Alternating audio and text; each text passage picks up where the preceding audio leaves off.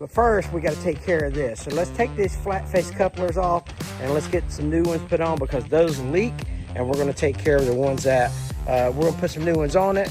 And so let's get them swapped out. It's going to be awesome. You can rebuild these, but I buy parts from a company called FridayParts, and they actually are sponsoring today's video. And I asked them if they would send me new ones, and they did.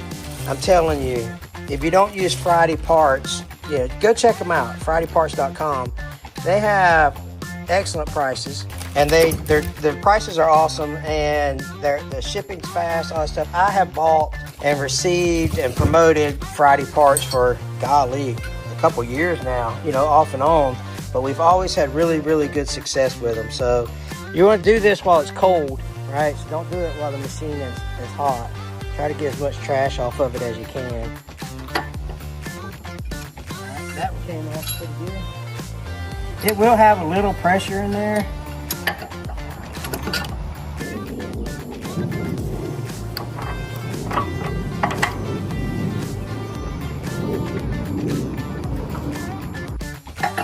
These new ones from FridayParts won't leak.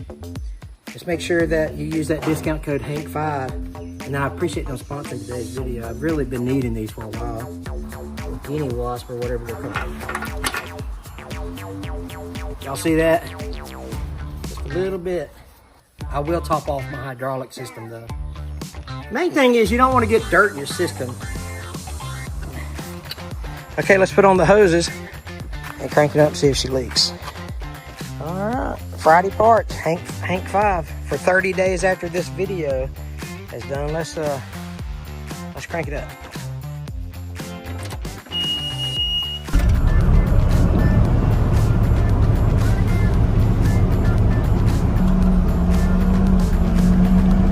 Let's check for leaks, shall we?